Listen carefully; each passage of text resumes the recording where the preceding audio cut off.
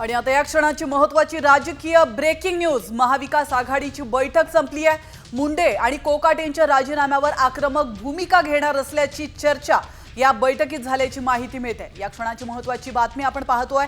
मविया उद्या स्थगन प्रस्ताव देखील आणणार आहे। तर आपण पाहतोय महाविकास आघाडीची बैठक संपलेली आहे आणि या बैठकीमध्ये काही महत्त्वाचे निर्णय घेण्यात आलेले आहेत। महत्त्वाच्या विषयांवर चर्चा करण्यात आली आहे। त्यामध्ये सर्वात महत्त्वाचा विषय म्हणजे मुंडे आणि कोकाटे यांच्या राजीनाम्यावर आक्रमक भूमिका घेणार असल्याचं या बैठकीमध्ये ठरवण्यात आलंय। तर मविया उद्या स्थगन प्रस्ताव देखील आणणार आहे। नेमकं या बैठकीमध्ये काय काय चर्चा करण्यात आली आहे आपण पाहतोय। मुंडे आणि कोकाटे यांच्या राजीनाम्यावर आक्रमक भूमिका घेणार आहे महाविकास आघाडी आणि ती भूमिका नेमकी काय असणार आहे, कशा पद्धतीने राजीनाम्याची मागणी करण्यात येणार आहे हे पाहणं महत्त्वाचं असेल। तर मुंडे आणि कोकाटे यांच्या राजीनाम्याची मागणी विरोधकांकडून जोर धरू लागली आहे आणि त्या पार्श्वभूमीवर आजच्या महाविकास आघाडीच्या बैठकीमध्ये चर्चा झाल्याची महत्त्वाची माहिती समोर येते। तर मुंडे आणि कोकाटे यांच्याबाबत मवियामध्ये आक्रमक भूमिका घेतली जाणार असल्याची चर्चा झाल्याची माहिती समोर येते। आणि आता मुंबईकरांसाठी अत्यंत महत्त्वाची बातमी आहे। मार्च महिना मुंबईकरांसाठी असह्य ठरू शकतो, कारण मार्च महिन्यात सरासरीपेक्षा तापमान अधिक राहण्याचा अंदाज आहे। संपूर्ण महिनाभर हवामान उष्ण आणि दमट असणार आहे। काही वेळेस ढगाळ वातावरणाचाही शक्यता हवामान विभागाने वर्तवली आहे। मार्च महिन्याच्या शेवटी तापमानाच्या पाऱ्यामध्ये आणखी वाढ होण्याचा अंदाज आहे। तर मुंबईमध्ये कुठे किती तापमान होतं आपण पाहूया। तर कुलाबामध्ये 33 डिग्री सेल्सिअस, सांताक्रूजमध्ये 35 डिग्री सेल्सिअस या तापमानाची नोंद झाली आहे। तर आपण पाहतोय उन्हाचा तडाखा वाढत असतानाच तब्येतीच्या अनेक तक्रारीही डोकेवर काढतात। त्यामुळे उन्हाच्या तडाख्यापासून वाचण्यासाठी काळजी घ्यायला हवी असा सल्ला आता वैद्यकीय तज्ञांनी देखील दिलाय। उष्माघाताची लक्षणे काय आहेत, ती कशी ओळखायची आणि या वाढत्या उन्हामध्ये स्वतःची काळजी कशी घ्याल जाणून घेऊया। तर प्रौढ लोकांसाठी स्नायूंचं आखडणं, चिंता वाटणं आणि चक्कर येणं ही लक्षणं आहेत। तर मळमळणं, उलटीचा भास होणं ही लक्षणं उष्माघाताची असल्याचं समोर येत आहे। तर लहान मुलांसाठीची लक्षणं आपण पाहतोय। जेवणास नकार देणं, चिडचिड होते, त्याचप्रमाणे लघवीचं प्रमाण देखील कमी होतं। कोरडे डोळे, कुठूनही रक्तस्राव होतो। लहान मुलांमधील उष्माघाताची लक्षणं आपण पाहतोय।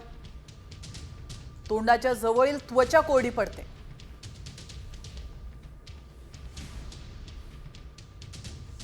अतिप्रमाणात साखर, मीठ, चरबीयुक्त पदार्थ खाणं टाळा। काय काळजी घ्यायला हवी उष्माघात न होण्यासाठी आपण पाहतोय। तर गरज असेल तेव्हाच घराबाहेर पडा। सैल आणि सुती कपड्यांचा वापर करा। पाणी, फळे, ज्यूस यांचा आहारामध्ये समावेश ठेवा। उन्हात बाहेर गेल्यास संरक्षणासाठी छत्री आणि टोपीचा वापर करा। आणि आता एक अत्यंत महत्त्वाची बातमी आहे। तुम्ही घरात मांजर पाळताय तर सावधान रहा, कारण भारतात पहिल्यांदाच पाळीव मांजरींमध्ये बर्ड फ्लू आढळलाय। मध्य प्रदेशातल्या छिंदवाडामध्ये बर्ड फ्लूने 18 मांजरींचा मृत्यू झाल्याची माहिती आहे। 18 मांजरींच्या मृत्यूनंतर नमुने चाचणीसाठी पाठवण्यात आले होते, ज्यामध्ये आणखी 2 मांजरींमध्ये बर्ड फ्लू आढळून आलाय। मांजरींच्या संपर्कात आलेल्या 65 लोकांचे नमुने देखील तपासण्यात आले, मात्र ते निगेटिव्ह निघालेत। मांजरींच्या संपर्कात आलेल्या लोकांना खबरदारी घेण्याचा सल्ला आता प्रशासनाने दिलाय।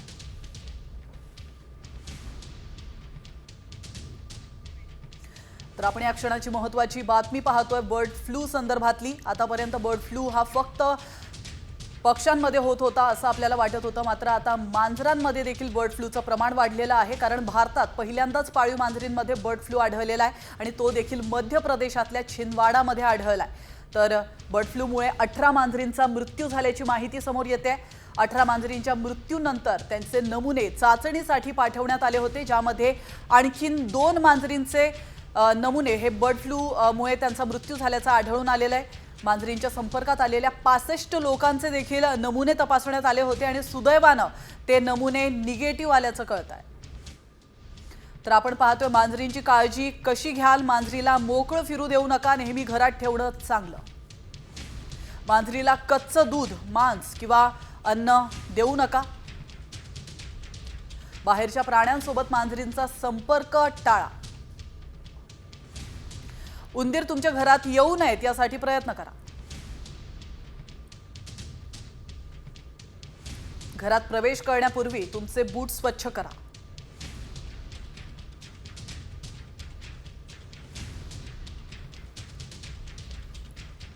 नाशिक जिल्ह्यातील जिल्हा परिषदेच्या शाळांच्या वेळेत बदल करण्यात आलाय. महत्त्वाची बातमी, नाशिकमधून दुपारऐवजी सकाळच्या सत्रात आता शाळा भरणार आहे. उन्हामुळे जिल्हा परिषदेच्या शाळांच्या वतीने शाळांच्या वेळेमध्ये बदल करण्यात आलाय. उन्हाळी सुट्ट्यांपर्यंत सकाळच्या सत्रामध्ये शाळा भरणार आहेत. सकाळी 7:30 ते दुपारी 11:15 वाजेपर्यंत ही शाळा भरणार आहे. आजपासून निर्णयाच्या अंमलबजावणीला सुरुवात देखील झाली आहे.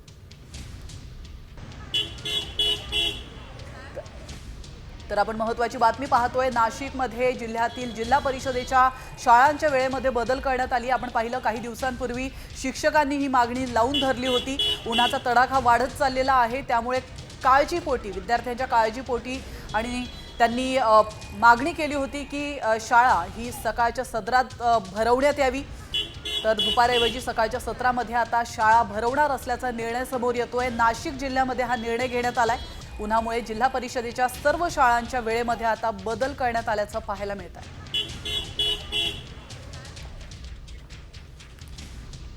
आणि आता घेऊयात राजकीय बातम्यांचा वेगवान आढावा.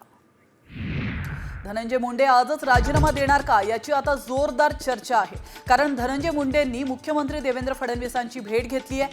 दोघांमध्ये 10 ते 15 मिनिटं चर्चाही झाली आहे. धनंजय मुंडेंना बेल्स पाल्सी आजाराचं निदान झालंय, त्यामुळे या आजाराचं कारण देत मुंडे राजीनामा देणार का याचीही आता चर्चा सुरू आहे.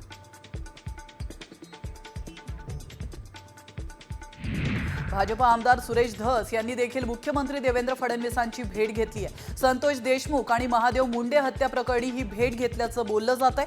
सरपंच संतोष देशमुखांच्या हत्येप्रकरणी धस यांनी मुंडेंच्या राजीनाम्याची मागणी केली. मुंडे कोकाटेंवरून रोहित पवारांनी सरकारला सवाल केलाय. सरकार आज 2 राजीनामे घेणार का असा सवाल त्यांनी केलाय. सरकारला अहंकार, नैतिकता राहिली नाही असं वक्तव्यही रोहित पवारांनी केलंय. धनंजय मुंडेंच्या राजीनाम्यावरून ओबीसी समाज आक्रमक झालाय. मुंडेंचा राजीनामा घेतल्यास महाराष्ट्रात उद्रेक होईल. ओबीसी समाज मंत्रालयाला घेराव घालेल असा इशारा ओबीसी नेते बाळासाहेब सानप यांनी दिला. चहापान कार्यक्रमात अजित पवारांनी धनंजय मुंडेंशी बोलणं टाळल्याची चर्चा आहे. चहापान कार्यक्रमात धनंजय मुंडेंकडे न बघताच अजितदादा पुढे गेले. मुंडेंचा मात्र अजित पवारांसोबत बोलण्याचा प्रयत्न सुरू होता. विधान भवनात मुख्यमंत्री देवेंद्र फडणवीस, उपमुख्यमंत्री अजित पवार, कृषी मंत्री माणिकराव कोकाटेंमध्ये महत्त्वाची बैठक पार पडली. या बैठकीला विधानसभा अध्यक्ष राहुल नार्वेकर देखील उपस्थित होते. या बैठकीत कोकाटेंच्या राजीनाम्यावर चर्चा झाल्याची माहिती आहे. त्यामुळे विधानसभा अध्यक्षांच्या निर्णयाकडे सर्वांचंच लक्ष लागलंय. विधान परिषदेत माणिकराव कोकाटेंच्या राजीनाम्यावरून गदारोळ झालाय. विरोधी पक्षनेते अंबादास दानवेंनी माणिकराव कोकाटेंच्या राजीनाम्याची मागणी केली. यावेळी मुख्यमंत्री फडणवीसांनी कोर्टात हे प्रकरण प्रलंबित आहे, सुनावणीनंतर त्यावर निर्णय होणार असल्याचं म्हटलंय. सरपंच हत्या प्रकरणावरून विधानसभेत आमदार संदीप क्षीरसागर आक्रमक झालेत. त्यांनी पुन्हा एकदा धनंजय मुंडेंच्या राजीनाम्याची मागणी केली आहे. सरपंच हत्या प्रकरणात वाल्मिक कराड मुख्य आरोपी आहे. त्याला कुणी पाठिंबा दिलाय हे स्पष्ट आहे असंही त्यांनी म्हटलंय. अधिवेशनाच्या पहिल्याच दिवशी विरोधक चांगलेच आक्रमक झालेत. विधान भवनाच्या पायऱ्यांवर विरोधकांनी आंदोलन केलंय. यावेळी मुंडे कोकाटेंच्या राजीनाम्याची विरोधकांकडून मागणी करण्यात आली. कायदा सुव्यवस्थेवरून विरोधक आक्रमक झालेले पाहायला मिळाले.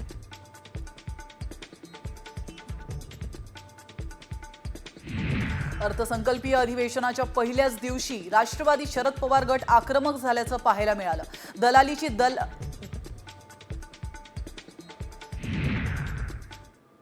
अशा बाबतींमध्ये त्यांच्या मंत्र्यांनी थोडंसं का होईना संवेदनशील राहावं. सगळ्यांच्या घरात लेकी सुना आहेत, सगळ्यांच्या घरांमध्ये मुली आहेत आणि अशी गलिच्छ घटना झाल्यानंतर कुठल्याही जबाबदार व्यक्तीने पदावर असू दे किंवा नसू दे अशा बाबतीत त्यांनी संवेदनशीलपणेच बोललं पाहिजे आणि ज्या पद्धतीने ही जी घटना झाली त्याला ज्या दिशेने नेण्याचा प्रयत्न केला आहे ते खूप दुर्दैवी आहे.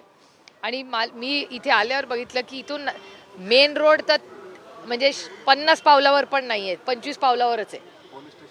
पोलीस स्टेशन जवळ आहे, सगळंच आहे. त्यामुळे ही जी घटना झाली ती फार कुठे अंधारात कोपऱ्यात वगैरे अशी झालेली नाही. त्या बिचाऱ्या मुलीला प्रचंड भीती दाखवली गेली आणि आपण सगळ्यांनीच असल्या कुठल्याही महिलांवर होणाऱ्या अत्याचाराचा एक समाज म्हणून आपण जाहीर निषेध केला पाहिजे. आणि अशा मी अनेक वेळा सत्ताधाऱ्यांना जेव्हा बदलापूरची घटना झाली तेव्हाही विनंती केली होती. महाराष्ट्राच्या माननीय तेव्हा ते उपमुख्यमंत्री होते, गृहमंत्री होते, तेव्हाही होते, आजही आहेत. त्यांना विनम्रपणे विनंती करते की महाराष्ट्राने देशाला एक उदाहरण द्यावं की फास्ट ट्रॅक कोर्टमध्ये अशा लोकांना चौकात फाशी दिली पाहिजे, हे माझं मत आहे. या केसमध्ये पीडिता जी आहे तिचं डबल व्हिक्टिमायझेशन होताना दिसतंय. या घटनेची माध्यमांना माहिती देताना इथल्या झोनच्या DCP ज्या आहेत त्यांनी सुरुवातीला असं म्हटलं होतं की या महिलेनं आरडाओरडा केला नाही. त्यांच्याच ब्रीफिंगवर राज्याचे गृहराज्यमंत्री असं म्हणतात की तिने स्ट्रगल केला नाही. आणि त्याच्यानंतर ज्या पद्धतीच्या नरेटिव्स किंवा परसेप्शन केसचं चेंज करायचा प्रयत्न केला जातो की ती कन्सेंटनं त्याच्याबरोबर गेलेली होती. त्यानंतर काही आरोपींच्या वकिलांनी कोर्टामध्ये न केलेले आर्ग्युमेंट केल्यात असं भासवून बाहेर खोटी माहिती माध्यमांना दिली की तिने पैसे घेतलेले होते. या सगळ्या गोष्टींकडे तुम्ही कसं पाहता? या इतक्या संवेदनशील केसमध्ये पोलीस जे कस्टोडियन असतात विक्टिम्सचे त्यांनी अशा पद्धतीनं आरोपीला मदत होईल अशी वक्तव्य करणं हे कितपत योग्य वाटतं तुम्हाला? हे धक्कादायक आहे, ह्याचा मी जाहीर निषेध करते. आणि महाराष्ट्राच्या सरकारला एक प्रश्न विचारते अतिशय प्रांजळपणे की तुम्ही लाडकी बहिणींबद्दल एवढं तुम्ही बोलता, मग ह्या केसमध्ये जे काही स्टेटमेंट सरकारकडून आले हे योग्य आहेत? कुणाच्या तरी घराचीतली मुलगी होती, ती घाबरलेली होती आणि अशी वक्तव्य हे करणं हे कुणालाही शोभत नाही. आणि माझी अपेक्षा आहे की माननीय मुख्यमंत्र्यांनी जो चाप OSD आणि PN बद्दल लावला आहे तो त्यांच्या मंत्र्यांबद्दलही लावावा, एवढीच आमची अपेक्षा आहे. NCRBचा डेटा रिफ्लेक्ट करतोय की महाराष्ट्रात क्राईम अगेन्स्ट वुमनचं पर्सेंटेज वाढलेलं आहे. अशा वेळी अधिवेशन पण सुरू होतं आहे. अजून तुमच्या पक्षाच्या वतीने किंवा विरोधकांच्या वतीने एक वेगळे स्पेशल याच्यावरती सेशनमध्ये थोडा वेळ ठेवावा याची अजून मागणी झालेली नाही, पण किमान तुम्ही गृहमंत्र्यांचा राजीनामा तरी मागताय का? एकतर संदीप क्षीरसागर आणि रोहित पवारांचे दोघांचेही स्टेटमेंट्स मी तुमच्याच चॅनलवर पाहिले, सविस्तर ह्याच्याबद्दल ते सगळेच बोललेले आहेत. आणि अर्थातच महिला सुरक्षितता तुम्हाला सगळ्यांनाच माहिती आहे, आपल्या सगळ्यांची अनेक वेळा भेट होते, तुम्हाला सगळ्यांनाच माहिती आहे की मी डेटा ड्रिव्हन गेले 2-2.5 वर्ष म्हणते की महाराष्ट्रात क्राईम वाढलेला आहे आणि महिलांवरचे अत्याचार वाढलेत. हा डेटा मी केंद्र सरकारकडून घेऊनच बोलत होते ना. तो काय माझा डेटा नाही आणि यांचं डबल का ट्रिपल इंजिनचं सरकार आहेच ना, केंद्रात पण त्यांचं सरकार, इथे पण त्यांचं सरकार. आणि मी मग बीडची घटना असेल, परभणीची घटना असेल आणि आता ही पुण्याची स्वारगेटची घटना असेल, मी वारंवार महाराष्ट्राच्या सरकारला विनंती करत आली आहे की बाबांनो, जर तुम्हाला राजकारण बाजूला ठेवून आम्ही खासदारांचं काही सहकार्य, आम्ही दिल्लीत ह्याचा फॉलोअप करू का? कारण का आता तुम्ही बीडचीच घटना बघा, त्यातला 7वा खुनी हा आजपर्यंत सापडलेला नाही. माझा विश्वासच. तर सुप्रिया सुळे बोलत होते आणि यावेळी त्यांनी आरोपीला भर चौकामध्ये फाशी देण्याची मागणी केली आहे. वळतोय पुढच्या महत्त्वाच्या बातम्यांकडे. घेऊयात बातम्यांचा वेगवान आढावा न्यूज पॉइंट 20 मधून. शरद पवार गटाचे गटनेते जितेंद्र आव्हाडांची विधिमंडळातील एंट्री चांगलीच गाजली आहे. जितेंद्र आव्हाड हातात बेड्या घालून विधिमंडळात दाखल झाले. अभिव्यक्ती स्वातंत्र्य चिरडलं जात असल्याचा आरोप त्यांनी यावेळी केलाय. मूलभूत अधिकार शाबूत राहिले पाहिजेत म्हणून बेड्या घातल्याचं जितेंद्र आव्हाडांनी म्हटलंय. चंद्रकांत पाटलांनी ठाकरे गटाच्या आमदारांची भेट घेतली आहे. तर विधान परिषदेचे विरोधी पक्षनेते अंबादास दानवे यांच्या दालनात ही भेट झाली आहे. यावेळी आदित्य ठाकरे, भास्कर जाधव देखील उपस्थित होते. भेटी दरम्यान पाटलांनी विरोधकांना चॉकलेट दिलंय. ठाकरे गटाने विरोधी पक्षनेते पदासाठी अध्यक्ष राहुल नार्वेकरांना पत्र दिल्याची माहिती आहे. कोणतीही चर्चा न करता ठाकरे गटात नाव दिल्याने काँग्रेस नाराज असल्याची माहिती आहे. दुसरीकडे विधान परिषदेच्या विरोधी पक्षनेते पदावर काँग्रेसनं दावा केलाय. काँग्रेसकडून सतेज पाटलांचं नाव चर्चेत आहे.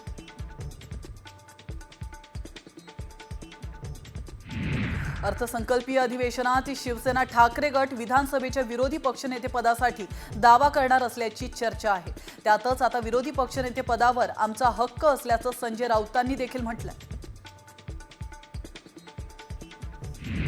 अजित पवारांच्या राष्ट्रवादीला विधानसभेचं उपाध्यक्षपद मिळणार असल्याची माहिती सूत्रांनी दिली आहे. राष्ट्रवादीकडून राजकुमार बडोले यांना उपाध्यक्षपदाची संधी मिळण्याची दाट शक्यता आहे. अजित पवारांनी यापूर्वीच एसटी प्रवर्गाला न्याय देण्यासाठी उपाध्यक्षपद देणार असल्याची घोषणा केली होती.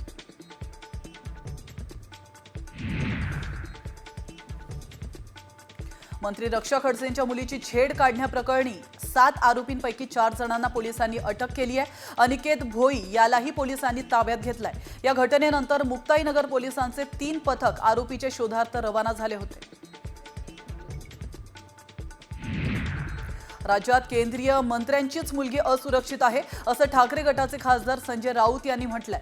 राज्यात रोजच लाडक्या बहिणींचा विनयभंग होतोय, त्यामुळे लाडक्या बहिणींना आधी सुरक्षा द्या असंही राऊत म्हणाले.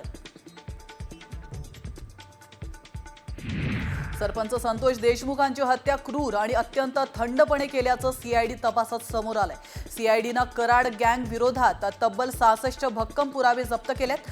तसंच 184 साक्षीदारांचे जबाब देखील नोंदवण्यात आलेत. संतोष देशमुखांचं अपहरण करून बेदम मारहाण करण्यात आली होती आणि त्याचा व्हिडिओ देखील सीआयडीच्या हाती लागला.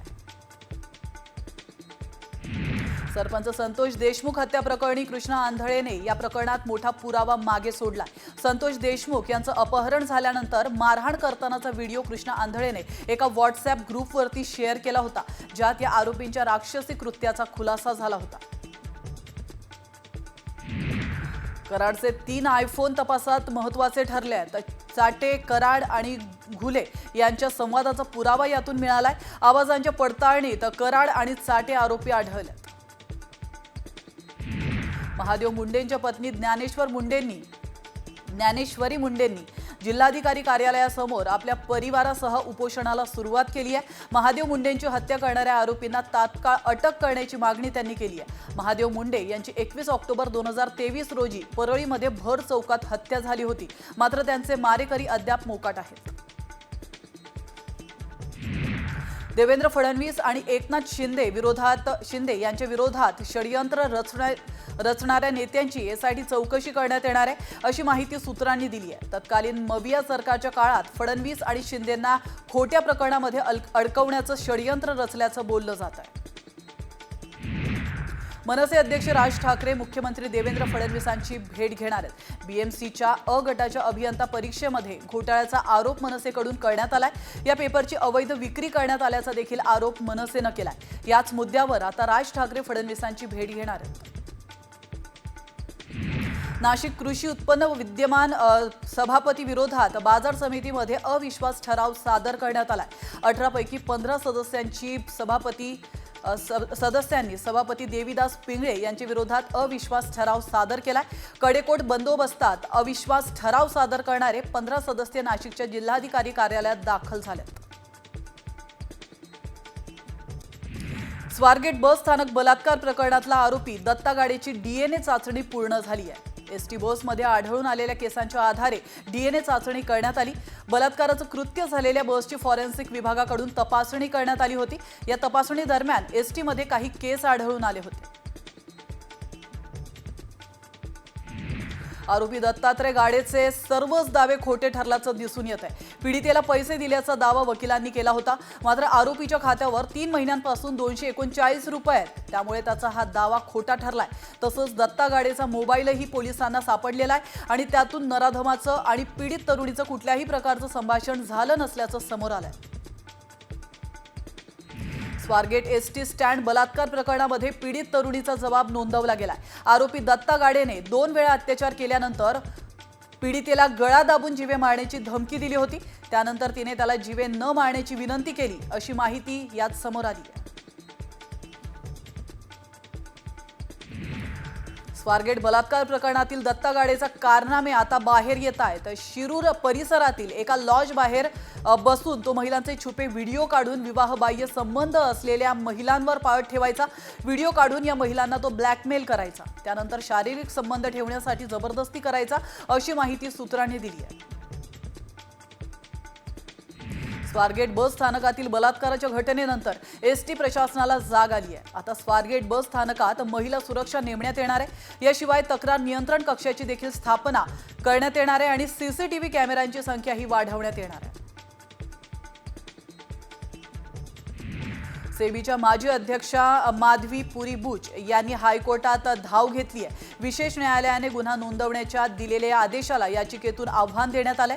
शेअर बाजारातील कथित फसवणुकी प्रकरणी माधवी बुच आणि इतर 5 जणांविरोधात गुन्हा नोंदवण्याचे आदेश एसीबीने दिलेत.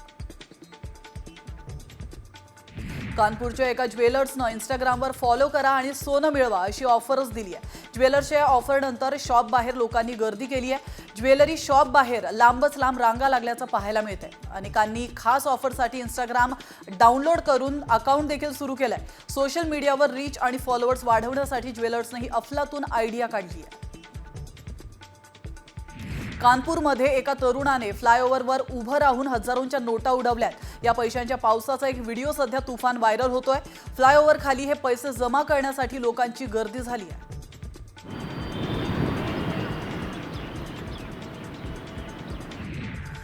आणि आता एक महत्त्वाची बातमी समोर येते. मंत्री धनंजय मुंडे यांनी सत्र न्यायालयात धाव घेतली आहे. महत्त्वाची अपडेट आपण पाहतोय. वांद्रे फॅमिली कोर्टाच्या निर्णयाला आव्हान दिलेलं आहे त्यांनी सत्र न्यायालयात.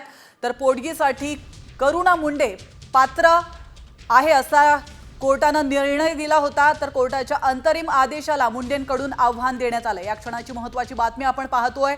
तर राजकीय आयुष्यासोबतच त्यांच्या पर्सनल लाईफ संदर्भात देखील धनंजय मुंडे हे चांगले चर्चेत आहेत आणि त्याच संदर्भात त्यांनी सत्र न्यायालयामध्ये धाव घेतलेली आहे. वांद्रे फॅमिली कोर्टाच्या निर्णयाला त्यांनी आव्हान दिलंय.